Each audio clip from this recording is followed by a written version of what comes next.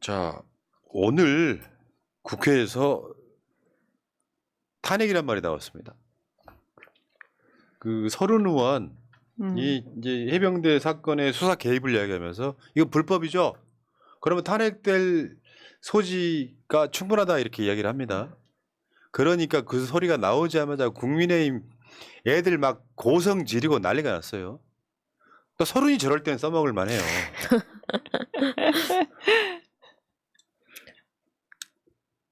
깜짝 놀라긴 했죠. 서른 의원이 그런 얘기를 했다는 게. 네. 아니 근데 이럴 때는 비명 친명 할 거 없이 다 뭉쳐가지고 저거 탄핵 맞잖아요. 탄핵 사안이잖아요. 어떻게 수사에 개입해? 내가 어제도 말씀드렸지만 박정훈 대령의 수사단이 한 거를 수사가 아니라 조사로 명칭을 바꾸려고 용쓰고 있잖아요. 수사가 아니고 조사다. 수사에 개입을 했다는 것이 탄핵 당할 소지가 있기 때문에 그래서 지금 대통령실이 일제히 윤석열한테 보고 안 했다 이야기하잖아요. 윤석열이 책상을 꽝꽝꽝꽝 치면서 저 이종섭한테 막 전화했다는 이야기는 사실 무근이다 얘기하잖아요. 근데 골 때리는 게 하나 어제 일어난 거 있죠. 박정훈 대령을 항명으로 구속하려던 검찰의 구속영장에 나옵니다. 이종섭이 지시사항이. 그러면 검찰이나 이종섭 둘 중에 하나는 거짓말하는 거 아니야? 그러면 이종섭은 저기 군 검찰의 구속영장에 대해서 항의를 하거나 해야죠. 여기 이제 민영배 의원이 어제 저 대정부 질문한 건데 그러면 검찰이 지금 구속영장 청구서에 잘못 쓴 건가요? 허위 기재인가요? 저렇게 되어 있는데 군 검사가 그랬는데 여기 보면 이종섭 지시사항이 나와요. 밑에 보이시죠? 왼쪽에 혐의자를 특정하지 않고 경찰에 필요한 자료만 주면 된다. 수사 결과 설명은 경찰에서 해야 된다. 장관이 8월 9일 현안 보고 이후에 조사 결과를 보고했다 등등의 이야기가 구속영장에 쓰여 있어요. 이종섭이 개입했다는 게 쓰여 있어. 그럼 이종섭이 개인적으로 판단이냐? 지금부터는 대통령실의 오더냐만 남아 있는 겁니다. 이게 반박되지 않으면은 이종섭이 개입한 건 사실이고 더 무시무시한 게 하나 남아 있죠. 그 수사의 외압이 들어온 것이 녹취로 남아 있다는 거야. 그러니까 함부로 못 건드리는 거예요. 쉽게 표현하면 녹취를 깔까봐 두려운 쪽이 함부로 못 들어오고 있고 이번에 구속영장 기각됐잖아요. 거기에는 해병대 사령관이 지켜주는 측면이 있다고 하죠.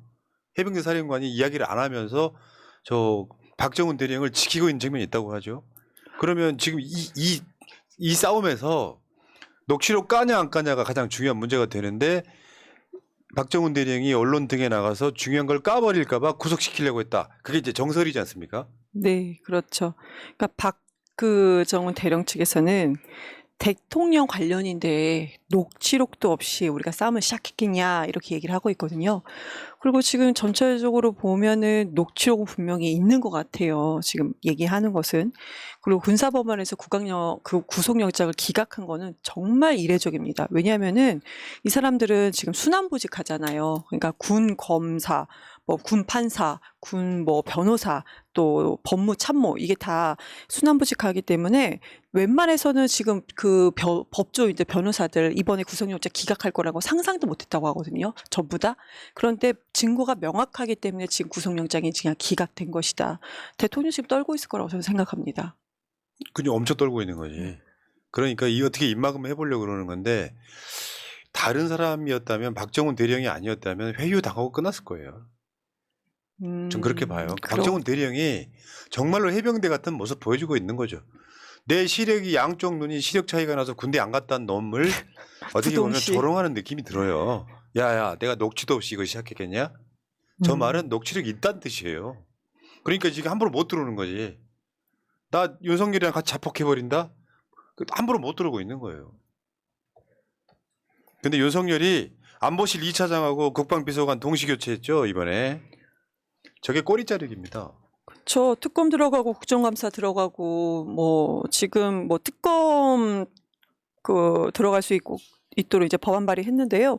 이 사람들 증인으로 출석해야 되잖아요. 그러니까 지금 꼬리 자르고 지금 그렇죠. 이러고 특검 있는 것입니다. 같은데 특별히 이제 그럴 가능성이 되기는 없죠. 그래서 네. 이제 박정훈과 관련 있는 사람들은 다 잘라버리겠다 이런 거예요.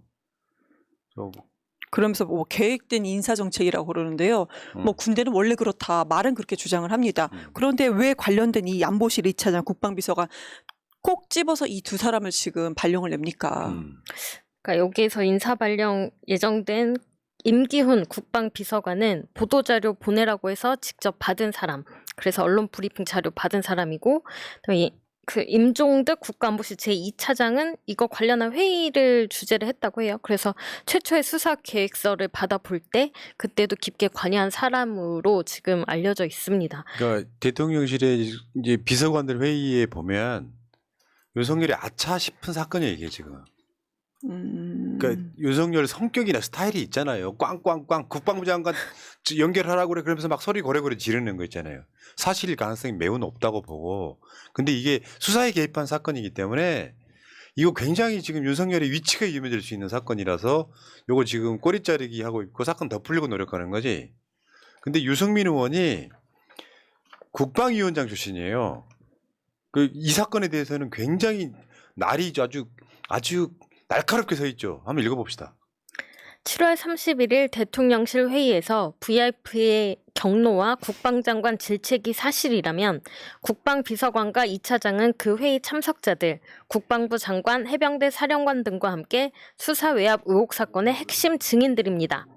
만약 박대령의 진술이 사실이라면 대통령은 직권을 남용하여 부당하게 불법적인 지시를 한 것입니다.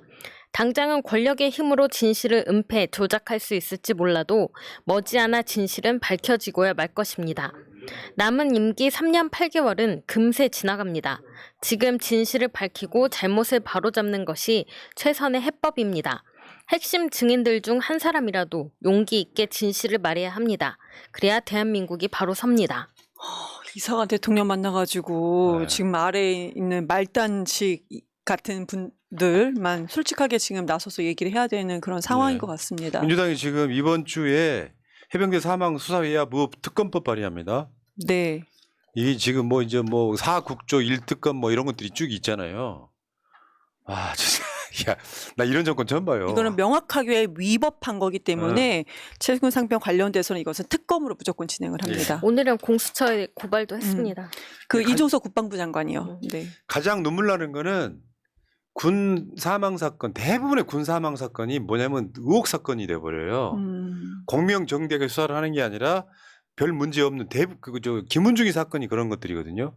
사고가 나서 죽은 게 확실해 보이는데 자살했다고 그냥 묻어버리고 그 이후에 관련된 건 다 싹 덮어버리는 스킬이었잖아요. 그렇다 보니까 군 사망 사건 관련해서 유가족들이 계세요. 이분들이 지금 박정훈 대령을 일제히 응원하고 있거든요. 제대로 수사한 사람을 왜 벌 주냐 이런 식의 얘기를 하고 있거든요. 어제 MBC가 인터뷰한 장면 몇 가지만 볼게요.